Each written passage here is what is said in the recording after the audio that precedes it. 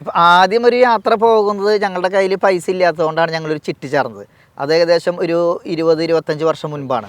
നമുക്ക് ഏറ്റവും പൈസ കുറവിൽ പോകാവുന്ന കുറച്ച് രാജ്യങ്ങളാണ് തായ്ലൻഡ്, മലേഷ്യ, ശ്രീലങ്ക, നേപ്പാൾ, ഇതേപോലത്തെ സ്ഥലങ്ങൾ. അപ്പം ഞങ്ങൾ ചെയ്യുന്ന ഒരു സിസ്റ്റം എന്ന് പറയുന്നത് ഒരു പൈസ ചിട്ടി ചേരുക, അത് വട്ടെത്തുന്ന സമയത്ത് പോവുക എന്നുള്ളതാണ്. ഇനി ഞങ്ങളൊരു യൂറോപ്പ് സൈഡിലേക്കാണ് നമ്മളുടെ ഒരു ടാർഗറ്റ്. വിദേശയാത്ര നടത്താനായിട്ട് പണം ഒരു പ്രശ്നമല്ല എന്ന് തെളിയിച്ചിരിക്കുകയാണ് ഒരു തൃശ്ശൂർക്കാരൻ. അദ്ദേഹം ഇപ്പോൾ ഇതിനോടകം 4 വിദേശയാത്രകൾ മനോഹരമായിട്ട് നടത്തി കഴിഞ്ഞു. ഒത്തിരി യാത്രകൾ നമ്മുടെ ഇന്ത്യക്ക് അകത്ത് നടത്തിയിട്ടുണ്ട്. അപ്പോൾ എങ്ങനെയാണ് ഇത്രയധികം യാത്രകൾ നടത്താൻ സാധിക്കുന്നത് എന്നുള്ള കാര്യങ്ങൾ നമുക്ക് ചോദിച്ചറിയാം. തൃശ്ശൂർക്കാരനായിട്ടുള്ള മേജറ്റ് ജോണിയാണ് നമ്മുടെ കൂടെയുള്ളത്. എങ്ങനെയാണ് ഈ ഒരു യാത്രകൾ ചെയ്യാനായിട്ട് ഇത്രയും വിദേശയാത്രകൾ നടത്താനും തുടങ്ങിയത്? ഇതിൻ്റെ ഒരു സ്റ്റാർട്ടിങ് എങ്ങനെയായിരുന്നു? നമ്മളെ സംബന്ധിച്ചിട്ട് നമ്മൾ എല്ലാ കാര്യങ്ങൾക്കും പൈസ കണ്ടെത്തുന്നത് എങ്ങനെയാണ്? വളരെ കുറേശ്ശെയാണ്. നമ്മളൊരു വീട് പണിയുന്നുണ്ടെങ്കിൽ, നമ്മളൊരു കാറ് മേടിക്കുന്നുണ്ടെങ്കിൽ, ഒരു സ്ഥലം മേടിക്കുന്നുണ്ടെങ്കിൽ, നമ്മുടെ ആഗ്രഹങ്ങൾ നമ്മൾ നിറവേറ്റുന്നത് ചെറിയ പൈസകൾ കൂട്ടി വെച്ചിട്ടാണ്. അപ്പോൾ നമുക്കൊരു യാത്ര പോകണമെന്ന് നമുക്കൊരു ആഗ്രഹം ഉണ്ടെങ്കിൽ നമ്മളതിൽ ചെറിയ ചെറിയ പൈസ കൂട്ടി വെച്ചാൽ നമുക്ക് എത്ര വലിയ യാത്രകൾ നടത്താം. നിങ്ങൾക്കൊരു ദിവസത്തിൽ ഒരു 100 രൂപ മാറ്റി വയ്ക്കാൻ പറ്റുന്നുണ്ടെങ്കിൽ ഒരു വർഷത്തിൽ 36,000 രൂപ ഉണ്ടാവും. ആ പൈസ മതി നിങ്ങൾക്കൊരു വിദേശയാത്ര നടത്താനായിട്ട്. അല്ല, നിങ്ങൾക്കൊരു ദിവസം 50 രൂപയെ മാറ്റി വയ്ക്കാൻ പറ്റുള്ളൂ. 50 രൂപ നിങ്ങൾ മാറ്റി വെച്ചാൽ മതി. നിങ്ങൾക്കൊരു 2 വർഷം കൊണ്ട് ഒരു 35,000 രൂപ ഉണ്ടായാൽ ഇതൊരു വിദേശയാത്ര നടത്താനായിട്ട്. നമുക്ക് ഏറ്റവും പൈസ കുറവിൽ പോകാവുന്ന കുറച്ച് രാജ്യങ്ങളാണ് തായ്ലൻഡ്, മലേഷ്യ, ഇന്തോനേഷ്യയിലേക്ക് കുറച്ചും ടിക്കറ്റ് ചാർജ് കൂടും, ശ്രീലങ്ക, നേപ്പാൾ, ഇതേപോലത്തെ സ്ഥലങ്ങൾ. അപ്പോൾ ഞങ്ങൾ ചെയ്യുന്ന ഒരു സിസ്റ്റം എന്ന് പറയുന്നത് ഒരു പൈസ ചിട്ടി ചേരുക, അത് വട്ടെത്തുന്ന സമയത്ത് പോവുക എന്നുള്ളതാണ്. അപ്പോൾ ഈ ഒരു ചിട്ടി ചേർന്നിട്ട് പോകാൻ നമ്മൾ സാധാരണ ഇപ്പം ഒരു വീട് വെക്കാനായിട്ട് ചിട്ടി ചേരുന്നവരുണ്ട്, അതുപോലെ തന്നെ സ്വർണം മേടിക്കാൻ, വാഹനം വാങ്ങാൻ. പക്ഷേ ടൂറ് പോകാനായിട്ട്, ഒരു യാത്ര നടത്താനായിട്ട് ചിട്ടി ചേരുക എന്ന് പറയുന്നത് നമുക്ക് പ്രായോഗികമാണോ എന്ന് നമുക്ക് ചോദിച്ചറിയാം. ഇതെങ്ങനെയാണ് തുടങ്ങിയത്? എത്ര പേര് ടീം മെമ്പേഴ്സ് ഉണ്ട്? ഇപ്പോൾ ആദ്യം ഒരു യാത്ര പോകുന്നത് ഞങ്ങളുടെ കയ്യിൽ പൈസ ഇല്ലാത്തതുകൊണ്ടാണ് ഞങ്ങളൊരു ചിട്ടി ചേർന്നത്. അത് ഏകദേശം ഒരു 20-25 വർഷം മുൻപാണ്. അപ്പം അന്ന് ഞങ്ങളുടെ ഒരു കൂട്ടത്തിലുള്ള ഞങ്ങളുടെ ഒരു സുഹൃത്തുക്കൾ എന്ന് പറയുന്നത് പലരും സ്വർണ്ണപ്പണിക്ക് പോകുന്നു, പോളിഷ് പണിക്ക് പോകുന്നു പറയാൻ പറ്റില്ല, പണി പഠിക്കാൻ പോകുന്നു. കാരണം ഒരു 19-20 പൈസയ്ക്കുള്ളൂ. അപ്പോൾ ആ ഒരു സമയത്ത് ഞങ്ങൾ ആഴ്ചയിൽ ഒരു 10 രൂപ വീതം എടുത്തിട്ട് 10 പേര് കൂടുന്ന ഒരു ചിട്ടി ചേർന്നു. അപ്പോൾ ആഴ്ചയിൽ ഒരു 100 രൂപയുണ്ടാവും. ആ 100 രൂപയെ നമ്മൾ ഒരു ആഴ്ചയിൽ 100 രൂപ വെച്ച് വയ്ക്കുന്ന ഒരു ചിട്ടിയിൽ ചേർന്നു. അങ്ങനെ ആ ചിട്ടി വട്ടെത്തിയ സമയത്താണ് ഞങ്ങൾ പോകുന്നത്. അന്ന് ഞങ്ങൾ ആദ്യം പോയത് ഊട്ടി, കുടക്, മൈസൂര്, അങ്ങനെ പോയിട്ട് ഞങ്ങൾ വയനാട് വഴിക്ക് വന്നു. ഏകദേശം ഒരു 5 ദിവസത്തെ യാത്രയാണ്.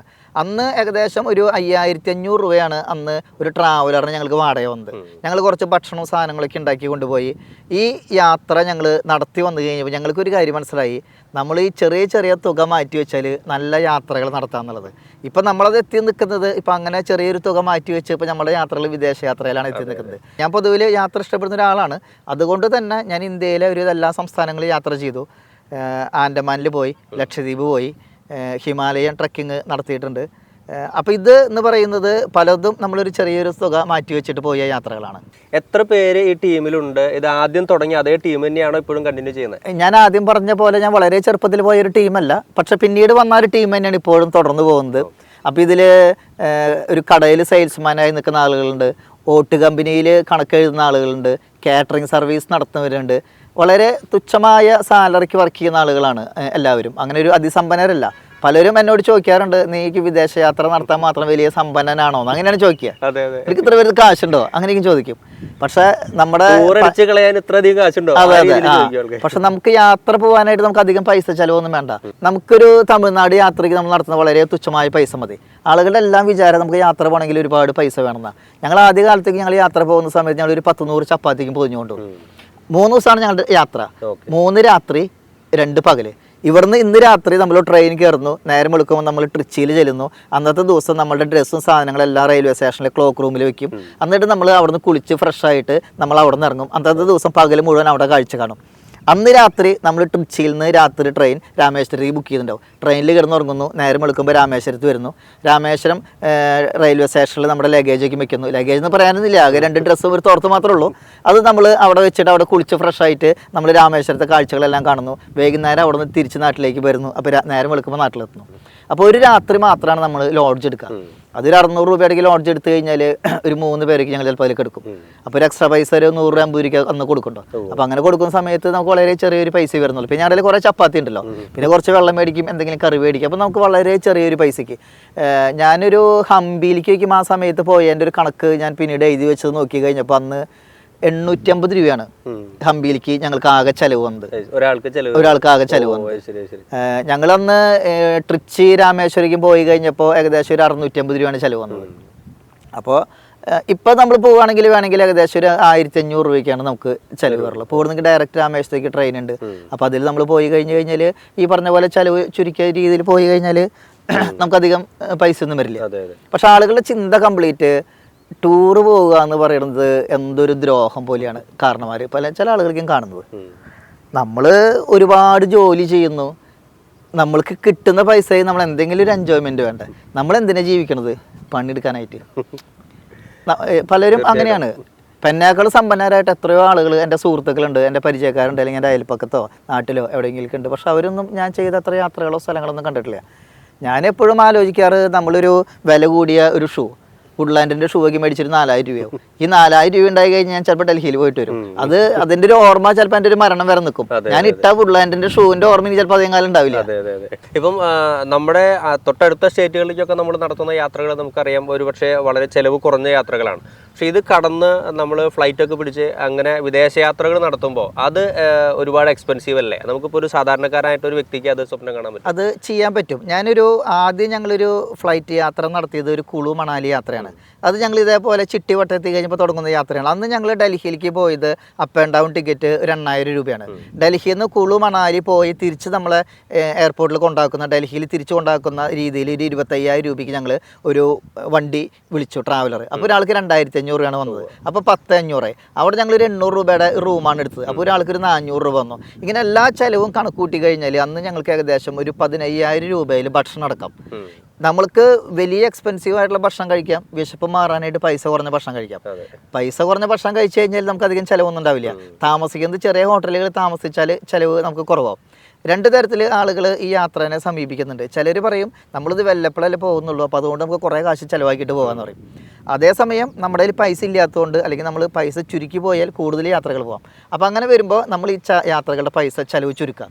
ചിലവ് ചുരുക്കുക എന്ന് പറയുന്നത് നമ്മുടെ ഭക്ഷണത്തിൽ, നമ്മുടെ യാത്ര ചെയ്യുന്ന വാഹനത്തിൽ, പിന്നെ നമ്മളുടെ താമസം. അപ്പോൾ ഈ വിദേശയാത്ര നമ്മൾ നടത്തുമ്പോൾ ഈ പറഞ്ഞ പോലെ ഇത് പ്രായോഗികമാണോ? ഇപ്പോൾ താമസം, ഭക്ഷണം, ഇത്തരത്തിലുള്ള കാര്യങ്ങൾ നമുക്ക് എത്രത്തോളം ചിലവ് ചുരുക്കാൻ പറ്റും? അല്ല, നമ്മളെ സംബന്ധിച്ച് നമ്മളൊരു ടൂർ പാക്കേജിനെ ആശ്രയിക്കുന്ന സമയത്ത് എക്സ്പെൻസ് വരും. കാരണം അവർ നല്ല രീതിയിലുള്ള താമസം തരുന്നു, അവരുടെ ഒരു മാർജിൻ എടുക്കുന്നു. പക്ഷെ ഇതെല്ലാം ഇപ്പം നമുക്ക് ഡയറക്റ്റ് ബുക്ക് ചെയ്തിട്ട് പോകാനായിട്ട് പറ്റും. അപ്പോൾ ഏറ്റവും ചിലവ് ഇപ്പോഴത്തെ ഒരു കണ്ടീഷനിൽ നമുക്കൊരു ഫ്ലൈറ്റ് ടിക്കറ്റാണ്.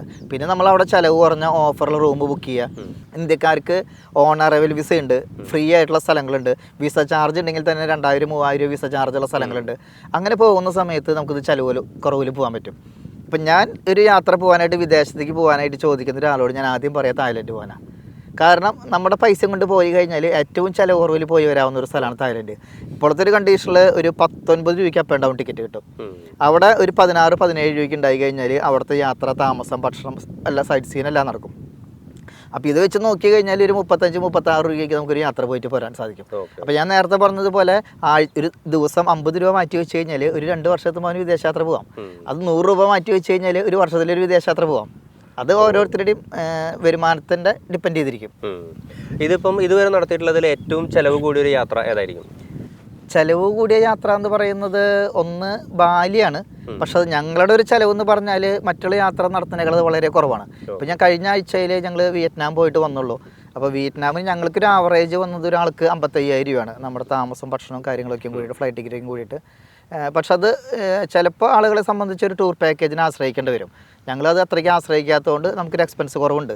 പക്ഷെ നമുക്കൊരു സെക്യൂരിറ്റി എപ്പോഴും ഒരു ടൂർ പാക്കേജുകാരുടെ കൂടെ പോകുന്നതാണ്. നല്ലൊരു എമൗണ്ട് ഇത്രയും യാത്രകൾ നടത്തിയപ്പോൾ നമ്മുടെ കയ്യിൽ നിന്ന് പോയിട്ടുണ്ടാകും പലപ്പോഴായിട്ട്. അപ്പോൾ അതിനെക്കുറിച്ച് എപ്പോഴെങ്കിലും എൻ്റെ അമ്മ ഞാൻ ഇത്രയും പൈസ ഈ വഴിക്ക് ചിലവാക്കിയില്ല അങ്ങനെ തോന്നിയിട്ടുണ്ടോ? ഞാനൊരു കള്ള് കുടിക്കുന്ന ആളാണെങ്കിൽ ഞാൻ ഒരു ദിവസം 150 രൂപ വെച്ചിട്ട് 2 പെഗ് അടിക്കണമെന്ന് കരുതാം. അപ്പോൾ എൻ്റെ ഒരു വർഷത്തെ ചിലവ് എന്ന് പറഞ്ഞാൽ ഏകദേശം 50,000 രൂപയാണ്.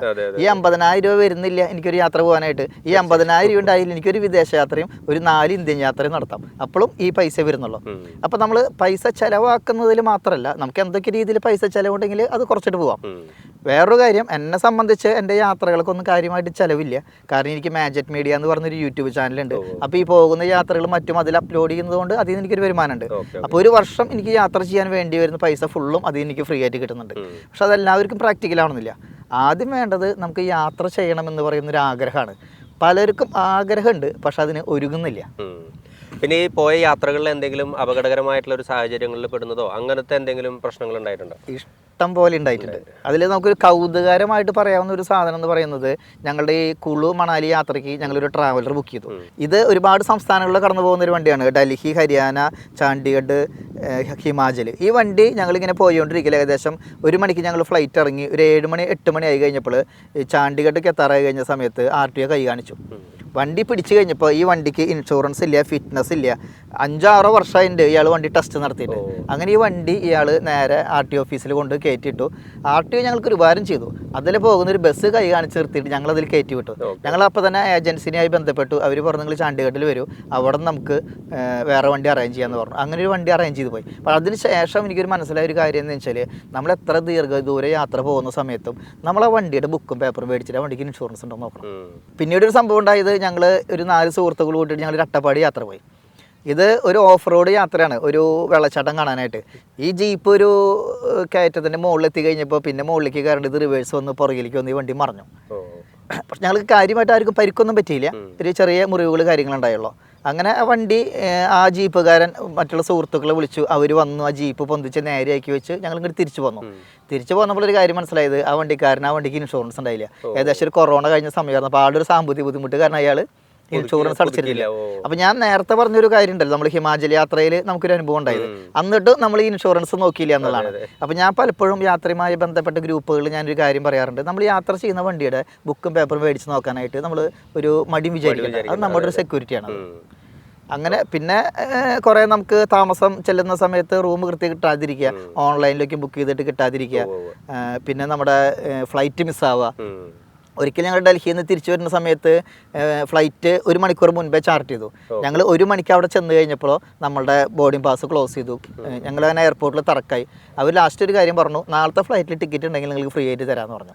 അങ്ങനെ ഞങ്ങളൊരു ദിവസം കൂടി ഡൽഹിയിൽ നിന്ന് പിറ്റേ ദിവസം ഞങ്ങൾ ആ ഫ്ലൈറ്റ് അവർ ഫ്രീ ആയിട്ട് ടിക്കറ്റ് തന്നു. അതിലാണ് തിരിച്ചു പോകുന്നത്. അങ്ങനെ കുറേ ഇപ്പം ആലോചിക്കുമ്പോൾ ഭയങ്കര തമാശയാണ്, പക്ഷെ അന്നേക്കും ഭയങ്കരമായിട്ട് നമ്മൾ ടെൻഷൻ അടിച്ചിട്ടുണ്ട്. അതുപോലെ തന്നെ ഇപ്പം നമ്മൾ യാത്ര ചെയ്യുമ്പോൾ ഉള്ള ഒരു വലിയ ഇഷ്യൂ ആണ് നമ്മുടെ ബിലോങ്ങിങ്സ്. നമ്മുടെ ഇപ്പം ലാപ്ടോപ്പ് ഉണ്ടാകാം, ക്യാമറ ഉണ്ടാകാം, മൊബൈൽ ഉണ്ടാകാം. ഇങ്ങനെയുള്ളതൊക്കെ പ്രൊട്ടക്ട് ചെയ്യുക, ചാർജ് ചെയ്യുക, ഇങ്ങനെയുള്ള കാര്യങ്ങളൊക്കെ ഭയങ്കരമായിട്ട് നമ്മൾ സൂക്ഷിക്കണം. അത്തരത്തിൽ എന്തെങ്കിലും നഷ്ടപ്പെടലോ അല്ലെങ്കിൽ ബാഗ് മോഷ്ടിക്കലോ അങ്ങനെയുള്ള അനുഭവങ്ങൾ ഉണ്ടായി? നമ്മുടെ സുഹൃത്തുക്കളുടെ കൂട്ടത്തിൽ വന്ന ആളുടെ ബാഗ് നഷ്ടപ്പെട്ട് സംഭവിക്കേണ്ടായിട്ടുണ്ട്. പക്ഷേ ഇപ്പോഴത്തെ ഒരു സാഹചര്യത്തിൽ നമ്മളൊരു ട്രാവൽ ഇൻഷുറൻസ് എടുക്കുന്നുണ്ട്. അതുകൊണ്ട് അതിൻ്റെ ഒരു നഷ്ടം വരില്ല. പക്ഷേ നമുക്ക് ചില കാര്യങ്ങളും, ഞാൻ ഇവിടുന്ന് ബാങ്കോക്കിൽ ചെന്നു, അവിടുത്തെ യാത്ര കഴിഞ്ഞ് തിരിച്ച് ഞാൻ ബാങ്കോക്ക് എയർപോർട്ടിൽ തിരിച്ചു വന്നു കഴിഞ്ഞപ്പോൾ എൻ്റെ ടിക്കറ്റ് കൊടുത്തപ്പോൾ എൻ്റെ ടിക്കറ്റ് മാത്രം റീഡ് ചെയ്യുന്നില്ല. അപ്പോൾ ഒരു കിയോസ്കിലാണ് ഇത് ചെയ്യുന്നത്. അപ്പോൾ അവർ പറഞ്ഞു, ഈ കിയോസ്കിൽ ഇത് റീഡ് ചെയ്യുന്നില്ല, നിങ്ങൾ ആ കൗണ്ടറിൽ പോകാൻ പറഞ്ഞു. കൗണ്ടറിൽ ചെന്ന് കഴിഞ്ഞപ്പോൾ ഈ പെൺകുട്ടി കുറേ എന്തൊക്കെയോ നോക്കുന്നുണ്ട്, ഒരു പിടുത്തം കിട്ടാത്ത പോലെ. എനിക്ക് ആകെ ടെൻഷനായി തുടങ്ങി, ഇതെന്തൊരു പരിപാടിയുണ്ടല്ലോ ഇതിനുള്ളിൽ. അത് കഴിഞ്ഞപ്പോൾ ഈ പെൺകുട്ടി ഫോൺ വിളിക്കുന്നുണ്ട്, തായ് ഭാഷയിലായതുകൊണ്ട് നമുക്കൊന്നും മനസ്സിലാവുന്നില്ല. പിന്നെ ഈ പെൺകുട്ടി എഴുന്നേറ്റ് പോയി അപ്പുറത്തെ ആൾക്ക് ഇത് കാണിച്ചു കൊടുക്കുന്നുണ്ട്. ഞാൻ വിചാരിച്ചു ഈ കള്ളവണ്ടി കയറാന്നേക്കും പറഞ്ഞു, ഒരു വല്ല ടിക്കറ്റിൽ വല്ല പ്രശ്നം വന്ന പോലെ വല്ല പ്രശ്നമാണ്, തിരിച്ചു പോരാൻ പറ്റാണ്ട് വരുമെന്ന് വിചാരിച്ചു. അങ്ങനെ കുറച്ച് കഴിഞ്ഞപ്പോൾ ഈ പെൺകുട്ടി പറയുന്നത് മനസ്സിലാവാണ്ടായപ്പോൾ ഞാനത് ഗൂഗിൾ ട്രാൻസ്ലേറ്റർ ഇട്ട് അത് നോക്കി കഴിഞ്ഞപ്പോൾ ഈ പോകുന്ന സമയത്ത് എൻ്റെ ഒരു പാസ്പോർട്ടിലേക്ക് കോപ്പിയുള്ള ഒരു കവർ മിസ്സായിരുന്നു ഈ എയർപോർട്ടിൽ. അതിൻ്റെ ഉള്ളിൽ കുറച്ച് പൈസ ഉണ്ടായിരുന്നു. അപ്പോൾ ഇവർ ഈ പാസ്പോർട്ടും അതിൽ എൻ്റെ ടിക്കറ്റിൻ്റെ കോപ്പി ഒക്കെ ഉണ്ടായിരുന്നു. ഇത് വെച്ചിട്ട് എൻ്റെ ടിക്കറ്റ് ഇവിടെ ബ്ലോക്ക് ചെയ്തിട്ടിരിക്കുകയാണ്. അങ്ങനെ ഞാൻ ഈ യാത്ര കഴിഞ്ഞ് തിരിച്ച് ഇന്ത്യയിലേക്ക് പോകാനായിട്ട് ഈ എയർപോർട്ടിൽ വരുന്ന സമയത്ത് ഇവർ ഈ കാര്യം മനസ്സിലാക്കി ഈ എടുത്ത് വെച്ച പാക്കറ്റ് അവരെനിക്കത് തിരിച്ചു തരും. അതൊരു ഭയങ്കര ഒരു അനുഭവമായിരുന്നു. വേറെ ഇനി അടുത്ത ഒരു യാത്ര എന്താണ് പ്ലാൻ ചെയ്യുന്നത്? എവിടേക്കായിരിക്കും? ഇനി ഞങ്ങളൊരു യൂറോപ്പ് സൈഡിലേക്കാണ് നമ്മളുടെ ഒരു ടാർഗറ്റ്. അപ്പോൾ നമ്മൾ അത് കുറച്ചും കൂടിയും കൂടുതൽ പൈസ കൂടി നമ്മൾ കരുതേണ്ടി വരും. അപ്പോൾ ഞങ്ങളിന് അസർബൈജാൻ, അത് യൂറോപ്പ് അല്ലെങ്കിൽ പോലും ഏകദേശം യൂറോപ്പിന്റെ ഒരു ഫീൽ കിട്ടുന്ന ഒരു സ്ഥലമാണ്, യൂറോപ്പിന്റെ ഒരു ഫീൽ കിട്ടുന്നു പറയുന്നുണ്ട്. അപ്പോൾ അതുകൊണ്ട് നമ്മൾ അസർബൈജാൻ കുറേ പേര്, നമ്മളിവിടുന്ന് ഏറ്റവും കൂടുതൽ ആളുകൾ ഇപ്പോൾ യാത്ര പോകുന്ന സ്ഥലങ്ങളിൽ ഒന്നായി മാറുന്നുണ്ട് അസർബൈജാൻ. കാരണം ഏകദേശം ഒരു 80 രൂപയ്ക്ക് ഉണ്ടായി കഴിഞ്ഞാൽ ഇപ്പോൾ അത് പോകാനായിട്ട് ലോ ബഡ്ജറ്റിൽ പോകാനായിട്ട് സാധിക്കാൻ പറ്റും.